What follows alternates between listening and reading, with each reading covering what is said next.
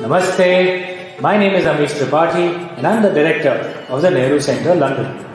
Now, some may think of Nehru Centre as just this beautiful fine building, and it is a fine building, no doubt. We have a wonderful art gallery out here. We have an awesome auditorium on the first floor with a capacity of 100 to 120 people right here in the heart of central London in Mayfair. But the Nehru Centre is a lot more than this fine building. The Nehru Centre is also an online platform. We are available on Twitter, on Facebook, on Instagram and on YouTube. And so the Nehru Centre is actually wherever you want it to be. Of course, we'd love for you to come to the physical events that we organize out here when we do organize them. But do join all our online platforms as well. This is a hybrid world. We are going to have offline physical events and online events as well. So do join our online platforms and do keep giving us feedback of what you think of it. We'd love to host you out there. We'd love to hear what you think of our events, and do keep sending in your suggestions as well. We do keep imbibing and learning from the feedback that you give to us to give you programs that you guys might enjoy. Thank you so much for your kind attention. Namaste. Jai Hind.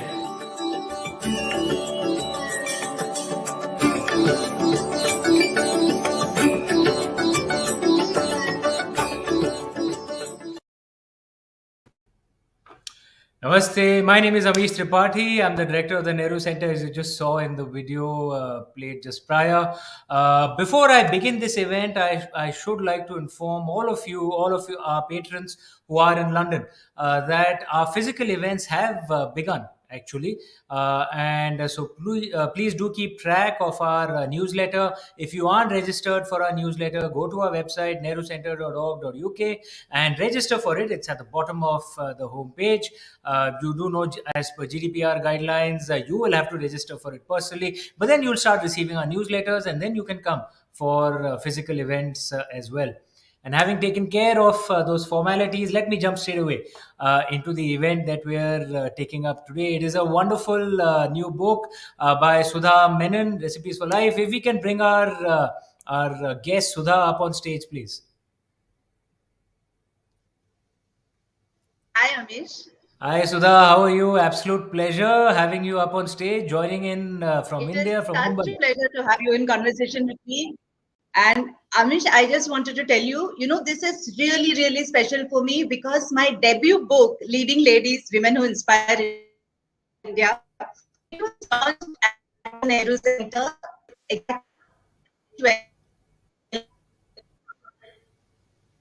Wow. Okay, so I didn't know your first book was launched in the Nehru Centre. Yes, and that was a physical event, and it was just around Christmas, and there was wine and there was mince pies, and so many people came for that event. So thank you so much for doing this. We have another physical event with you, but Sudha, delightful as the Nehru Centre is, we're also a Sarkari place. So let me get through the formalities first. I'd like to introduce you formally to our audience across the UK, and indeed many are joining from India as well.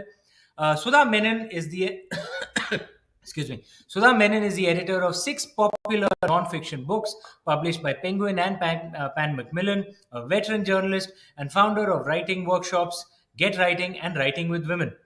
A diversity and inclusion ambassador, Sudha is invited to speak on women's leadership and D&I issues at top corporate houses, industry platforms, and management institutes.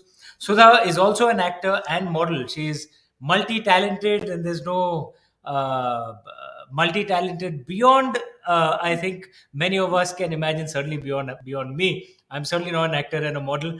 But Sudha, what a delight to have you on our Nehru Centre platform. And before we begin, with your permission, before we begin the conversation, if we may launch your book, we don't get the pleasure of ripping apart, wrapping paper on books and holding them up in online events, but we have put together an online video for you. So, with your permission, if we may launch that video, please. Lovely, no problem.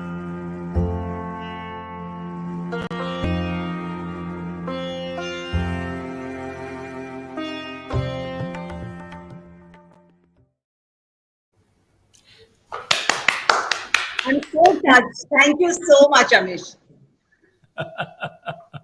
Thank you so much. Okay, This is really, really special. thanks, Sudha. Absolute pleasure once again having you here. So, jumping straight into the questions that I might have. Audiences, please feel free to fire your questions away as well, and we'll ask Sudha. Sudha, firstly, how did the idea of this book come to you? What is the genesis of this? I think it is the genesis of this book is actually a very, very personal journey, a very, very personal experience that I had. A few years ago, we lost my mother-in-law, who was a brilliant, passionate home chef, homemaker who loved cooking, and she had her entire clan eating out of her hand, if you will, because she was just so good in the kitchen. And then, the ravages of dementia, and one fine day she just went, and with her went the legacy of maybe 100 years of she passed away in her 80s, and she used to say that all the things that she cooked in her kitchen came from her mother-in-law, her grandmother, and the women who were in the house before that. And that just set me thinking. All of us, all most Indian families, we have this tradition of family recipes that stay in the family, that have come down the generations through word of mouth.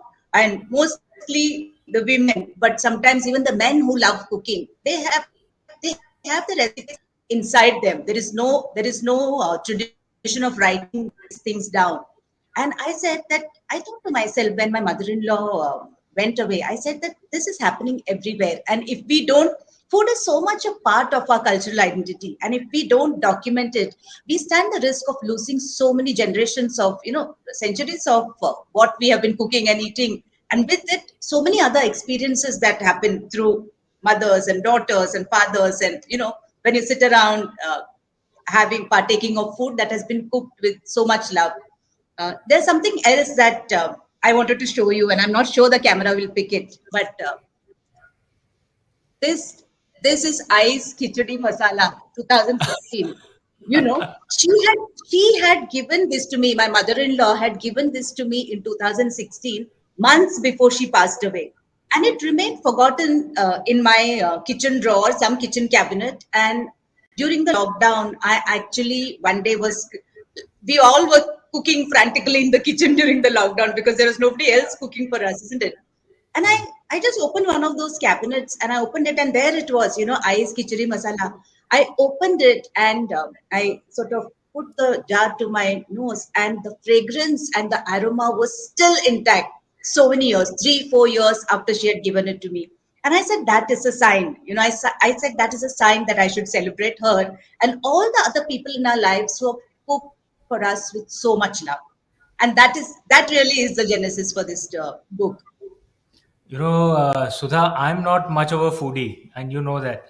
But when I was, kind of, when you'd ask me questions on the book, I got thinking, and there is this special kind of salt, okay, which is there in our community. I'm from the Kanya Kubja community, which is largely in UP, but it has spread out to other parts of India, Gujarat, Madhya Pradesh, Bihar, Odisha, but emerged from essentially the Kannauj area. And there's this special salt called Buknu, okay, in there, which is there only in our community. I haven't seen it anywhere else. And like in my mind, that the smell of that salt is so closely associated with my mother and the protection and love that I got from her, that even me, someone who's not much of a foodie, I smell that and it puts me into a good mood. I just feel happy. Like there are emotions, such deep emotions attached to just the smells and flavors of food. Absolutely. I just think that is what this book is about. It is about the relationships that we forge around the food that is cooked and served to us with so much love. And somebody once said that why mother's kitchen and why mother's cooking. And I said this book was not meant to be a gender thing. This book was supposed to be and is all heart, and it is about our mothers. When we like that's like I just want to throw this out into the universe that when we are low or when we are sick or when we just feel like being comforted, who do we reach out for? Who do we think about? It's our mothers. And a small meal of rice and dal cooked by our mother, I think beats the hell out of anything that you can eat in any fancy restaurant. And that is what this book is about.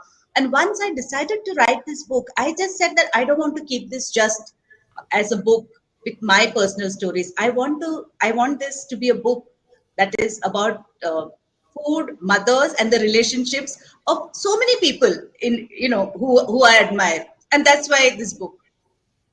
So, And like you said, memories associated with your mother. So what that Buknu Masala, I'm sure, transports you right back into your childhood days when she cooked for you.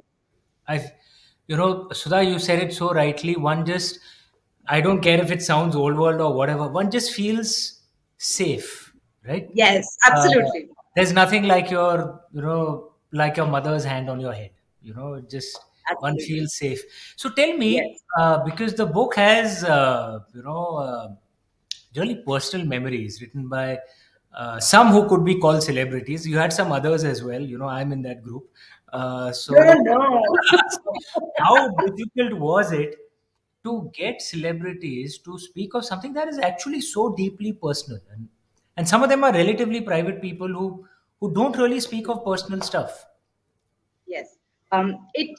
I thought that it would be difficult, Amish. I thought that why would they speak to me about something like food when they have, you know, when they have so much else to do with their time? Why would they speak to somebody on a subject uh, of food or something which they might consider insignificant? But that was just in my mind. When I actually made that, when I reached out to people and I explained, many of their agents or managers said, "Oh no, this person is too busy and not possible." I said, "Please convey the message that this is what I want to talk to them." And I sent a short note or I sent a WhatsApp explaining what it is.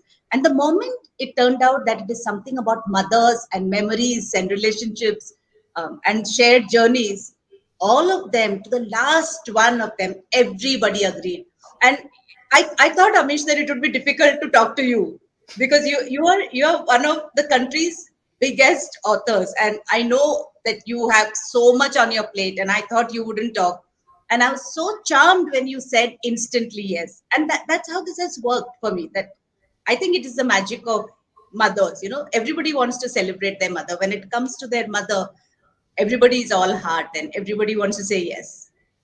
So tell me, among the most special conversations you had uh, with on this subject with people on their mothers. Oh, almost every conversation was special to me. But just like when I started writing this book, it was initially meant to be just about recipes.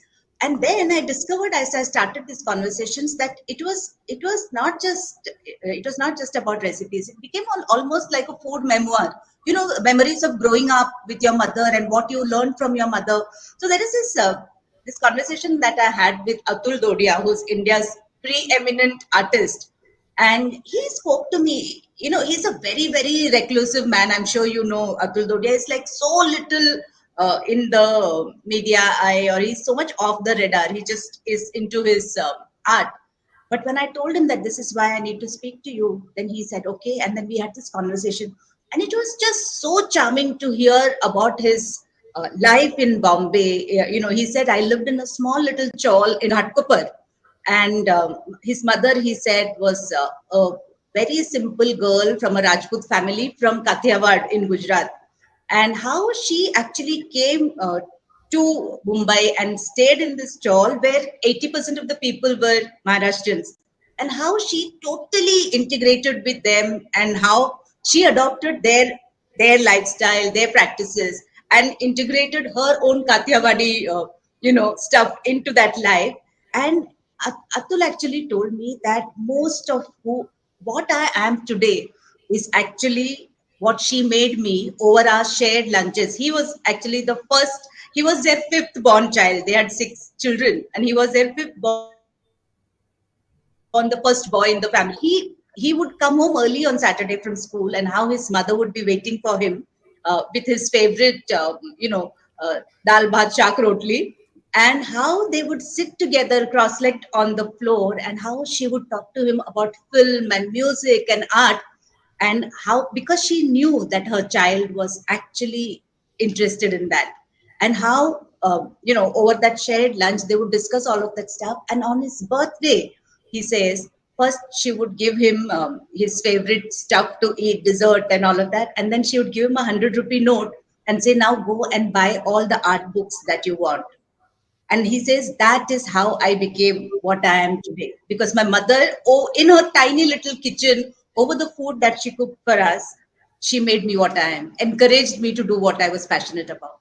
And there are so many other stories like this. Mary Com talking to me about, growing up in a tiny little village near Imphal, and um, talking about how poor the family was. She says that they were so poor that she would often have to work in the fields with her father, so that she could assist them in putting food on the table for the rest of the siblings. And she says that her mother had a tiny little patch of garden behind their house, and she would grow vegetables there, and fresh greens and all kinds of vegetables, a large part of which was sold in the market because she needed money to run the household, and the rest she fed her family. And Mary's conversation with me went like that: they would like really wait for Sunday to come, when her mother would cook a simple meal which all four of the children and the parents, they would sit in their tiny little home, on the floor, they would sit and eat that food. And she says the world is now talking about fresh and organically, locally produced, but she says in the hills where I grew up, that's the only way there is to eat, fresh, grown by ourselves, organic, and very, very local. And she says, I'm so blessed to have experienced that, blessed that my own children now like the same food that my mother used to cook for me. And that, I think, is where this book is significant, because it connects the past with the present and with the future. I think that is something that we all need to, because of nuclear families and all of that, our children really don't know what are the people that were in the family before them, who they were, what did we eat. So I think if each of us can really, some way take down, document what our mothers cooked for us or the father cooked for us, and keep it for the generations to come. So true, so true. And in many ways, modern life, we don't get the greatest gift that we can get from our parents, which is the gift of time. And all of Yes, us are, even us as parents, perhaps we do not do that much, as we should, as compared to what our parents did.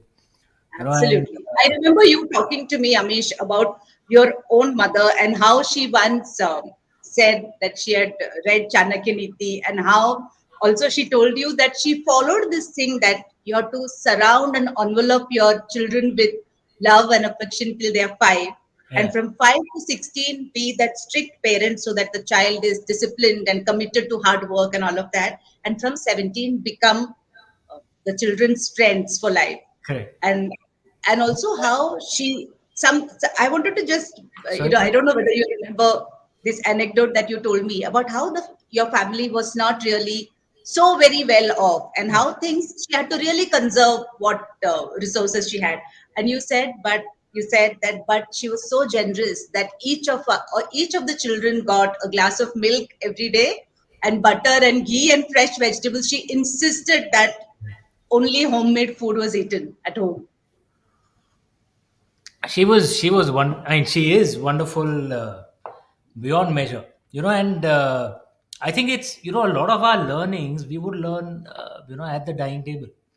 We Absolutely. would, and our primary communication from our mother would be either she would send us long letters, when, because we were sent to boarding schools for a few years. She wanted us to Okay. be tough, and it was way beyond my parents' income and Means. social capacities, but they wanted us to kind of spend a few years with, the Angrezi wale, Ah, elite, so that we are not diffident in front of them. yes, yes. And but at home, you're so right. She was, she enveloped us in love for the first 5 years, so that we had no insecurities. And then she was so strict, from 5 to 15.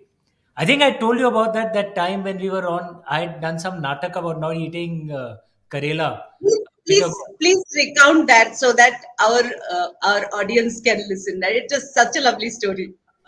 Okay, so this I actually told Sudha of the story, and she wrote it. My mother, this was in the phase when she was a strict disciplinarian. And her logic was that, I mean, again, this from the Chanakya Niti, first 5 years, completely drown the child with love, give him or her all the time in the world so that there are no insecurities. There's no. Then from 5 to 15, be a strict disciplinarian, make them tough, because life has its ups and downs. And if you're not disciplined, you'll not be able to handle it. And then the thing was that after 15, बच्चे का चरित्र तो बन गया है, the character has been made, there's nothing you can do. After that, be a friend so that you at least know everything and you can give them advice. Otherwise, if they have secrets with you, you don't even know, they could be getting into trouble, and you don't, as a parent, don't know anything about it. So this was in that discipline phase, okay, Mhm.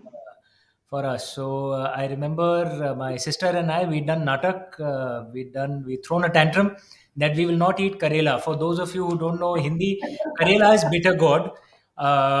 It's one of those, food that is very good for your health but tastes terrible. Okay, so and my mother had this strict rule: whatever is served to you, whatever food, you will eat it. No nakras, no tantrums, nothing. You'll quietly eat whatever is out there. So we, and we'd done a big tantrum, push the plate away. This tastes horrible. We're not going to eat it and all that.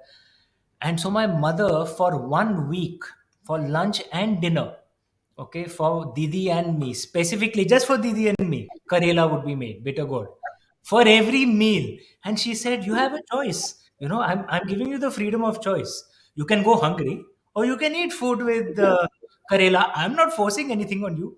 Choice is yours. You wanna stand up so much for your tantrums, then have the character to stand up or eat it quietly. We never did any nakra after that. Whatever was served, we used to quietly just eat it. Are you And able to such a enforce valuable this? lesson. Such a valuable lesson. All four of us siblings, we are our mother's children because we can get by anywhere. You know, it's not just about food. Any situation we can get by. That discipline and toughness So really. it toughened you up. Yeah, yeah, and that is a good mother. Needed. You know, spoiling love is very easy to do because children will never complain. It's only when children grow up they'll realize that actually your mother spoiled your life by giving you spoiling love. Right? That spoiling love should be in the first 5 years, and 5 years to 15 years. And this something I learned from my mother. That Thank tough. you for sharing that, because I know that there are so many people watching who probably have problems with children refusing to eat more than half of the stuff that's made in the house. So that was a good anecdote to share. No nakras. Eat quietly. No drama. So No drama. So, how did you choose the people that you picked in the book, or did everyone say yes? And okay, then, but prior to that, how did you make the list? I just wanted, Amish, that the people in the book, one, of course, they had to be somebody I liked, because it is important when you go out to do a book that is all sentiment. It is important that you are able to gel well with that person, and that happens only if you like that person, or if you admire that person or respect that person. So that was number one for me. Number two, I was looking for a diverse set of stories. It had to have diversity. Somebody pointed out to me that the book is actually Kanyakumari to Kashmir. There are stories from every place, and that was not conscious. But I did want that there is some sort of diversity. I also wanted for the people I was interviewing to have an interesting narrative of their own. And so all of these people, if you look, each story has each person has a very very interesting past, a very very interesting narrative, and much admired person in life. That is important for a book to be read. It has to resonate with most people, and you are the master of that. You know that has to really. it has to really resonate with the readers, and that's how. For those who haven't read the book, shame on you guys. Why don't you take us through the list of people who are in there, Sudha? Okay, so for me, of course, there is Vidya Balan, fabulous, fabulous actor, but a very interesting narrative in that Vidya, at some point during our conversation about this book, and before that, also from what I knew about her life, she's always spoken about a very difficult relationship with food. She said that she was always, when she was a kid, she was often bullied because she was plump, and she says, I loved food. And she, during that conversation, she actually said that it was my mother who helped me get over my very difficult, very uneasy relationship with food. So there is Vidya Balan, there is Mary Com, there is the cricketer Ajit Agarkar, Mithali Raj, India's cricketing, women's cricketing team captain. And there is Amish Tripathi, and there is Atul Dodia, and there is lots of Shanta Gokhale, the writer. You know, it was such an amazing story. You know, she Shanta is now almost in her 80s, but she had such vivid memories of her mother, who was a girl from Konkan who married and came to Bombay. She was a total vegetarian, the mother, but her husband loved non-vegetarian food and fish, and how she actually learned all of this sort of cooking so that her husband is happy, her children are happy. And how, so Shanta said at one point during Shanta Gokhale, during my conversations with her, she says that she was such a brilliant cook, her mother, that she says that they always had conversations about how she would publish a book of her recipes. But because Shanta Gokhale's life itself became very busy, and she was into so many things. And at some point, she was also editor of Femina, the food editor of Femina. And she says that so many opportunities came where I could introduce her recipes in the book, in magazines. But she says that book never happened. And she says by the time we finally could, that was when her mother was diagnosed with cancer and had to go through surgery. And she says, I came home to me to be looked after by me for a couple of months. And I told her that now would be the time for us to put those recipes together and write that book.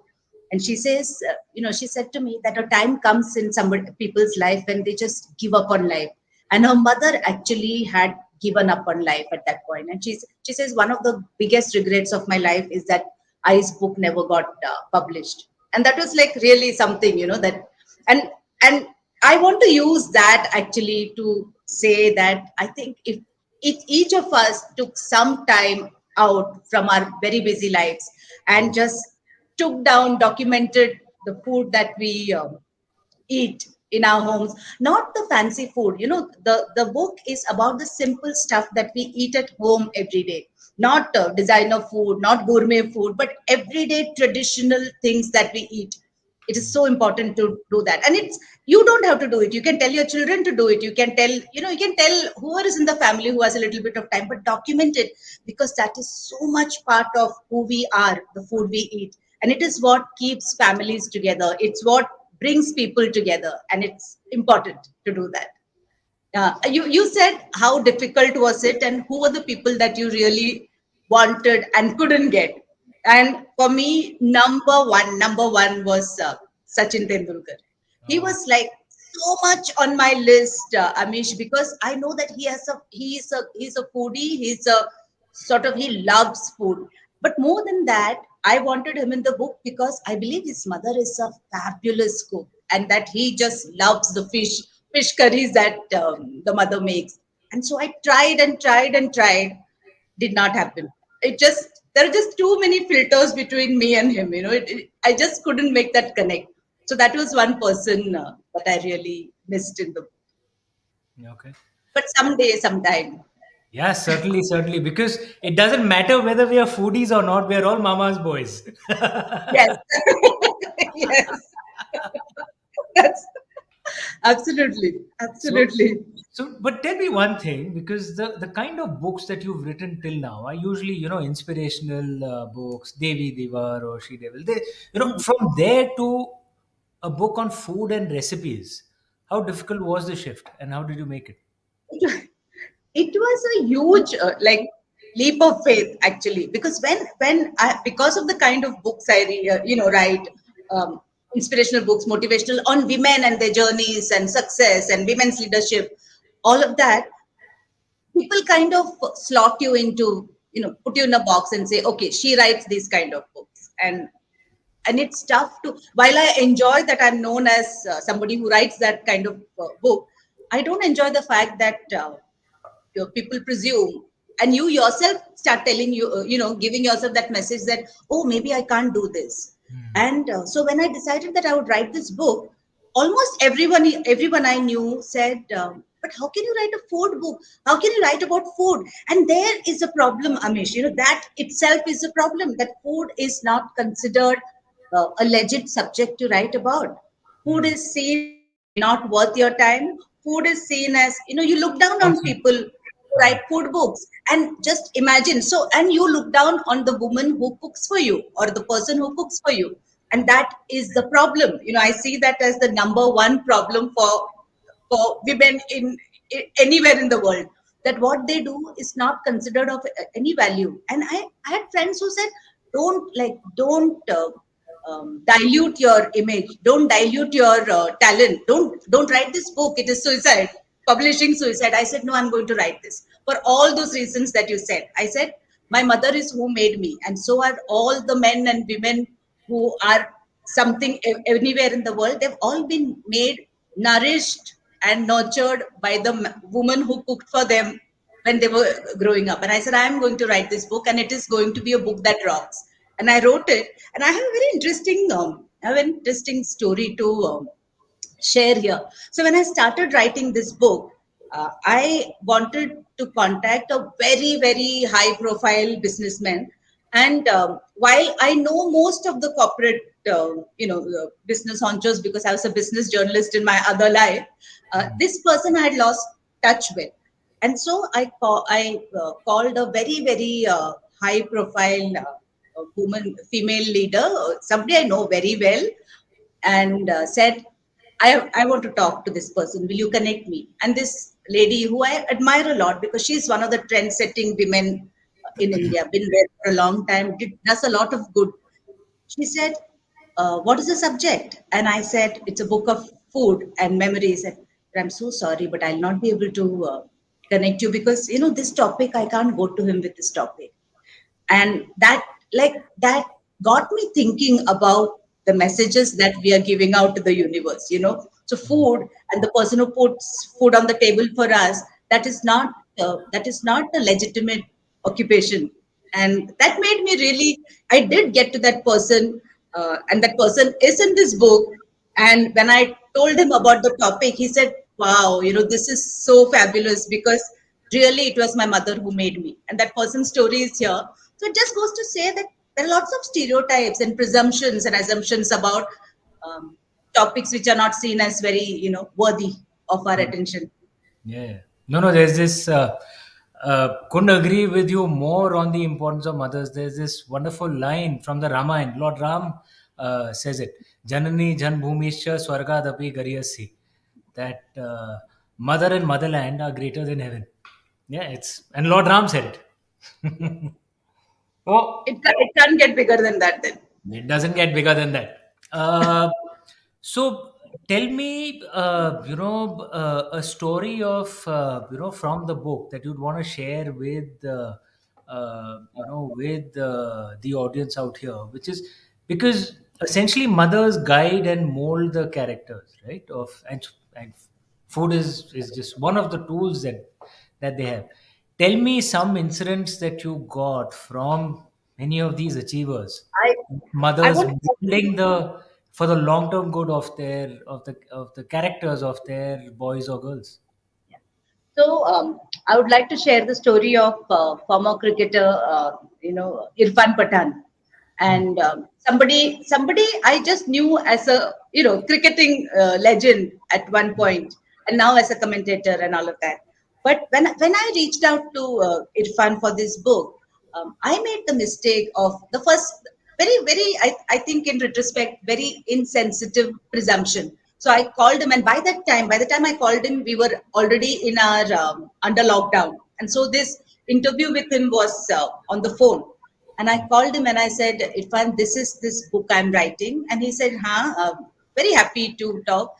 And I said, what was that most memorable thing that your mother cooked for you? What was those, what are your favorites from your mother's food growing up?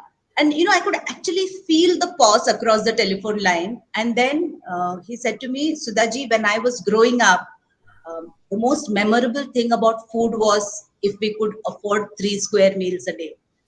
He said we were so financially strapped, we were so poor that often the main meal of the day was dinner, and that was aloo ki sabji or a green methi sabji and khichdi, or mostly aloo ki sabji because that was all my mother could afford. And he says that for me, if you today ask me what is the thing about my mother's food that I really crave, he says in the book, and that really made me think about a lot of privilege that we experience. He says that growing up, the most, like, he says my childhood memories are made of that, going into the kitchen in early morning, and Ammi would be making rotis, hot rotis of the tawa with a little smear of oil, which we would then dip in black coffee, black tea, eat that sugary tea because that would give energy, and then go to school. And that was what that kept them going through the day till the meal came in the night. And he says that when we were in our teens, teenage years, my brother and I, says Ami realized that both of us wanted to play cricket, and she knew that she didn't have all those rich protein foods that she could actually buy for them. And so he says she made sure that a glass of milk from, they couldn't afford it. They couldn't afford packaged milk, so they went to that local dairy and got fresh milk, and sometimes ganne ka juice for energy, so that because they spent so much time on the cricketing field. And he said this woman, despite all of the resource crunch in their family, says every afternoon she would carry a protein-rich khichdi in a tiffin box and walk to the stadium where we played. And she knew that there were other kids also playing there, so the khichdi would be enough to feed at least two other kids. She said that is the generosity that I experienced and witnessed, and that is what makes you like. She knew that the children were ambitious.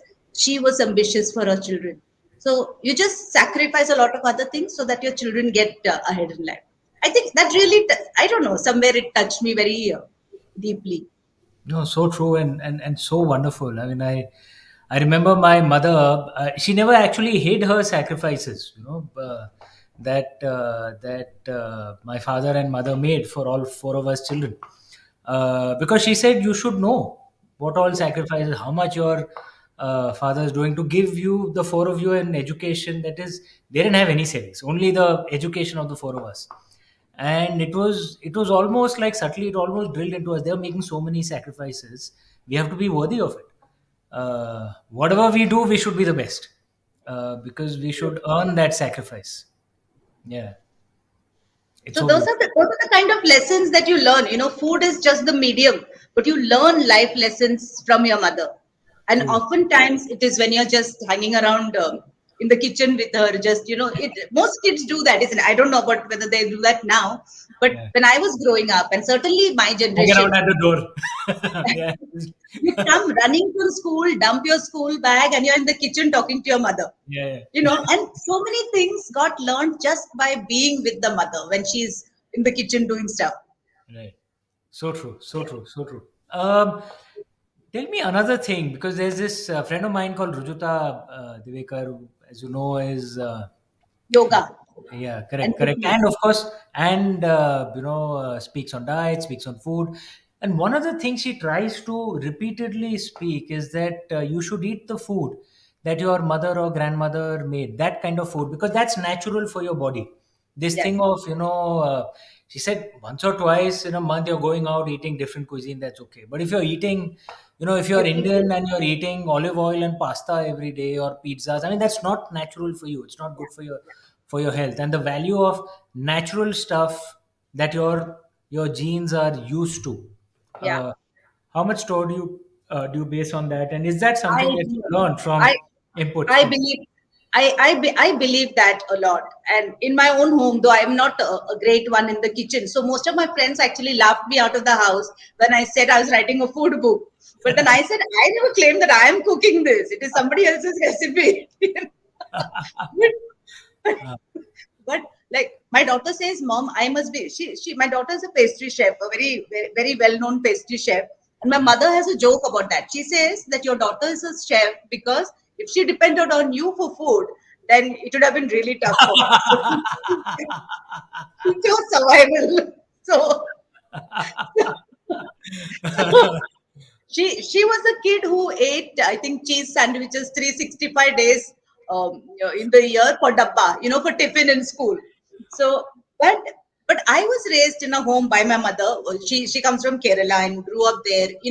Eating things that grew on our land, on our farm. So coconuts and jackfruit and mango. And she had this really nice anecdote once to tell me about how when an unexpected guest dropped in into our at home in Kerala when she was still a teenager. She says her mother would quickly dispatch her to the kitchen garden where she would pluck some drumsticks from the tree, drumstick leaves which got made into a very nice stir fry, uh, fresh raw mango with roasted red chilies and coconut made a chutney, and sambar, and no fuss, all from the land, made fresh, locally produced and served.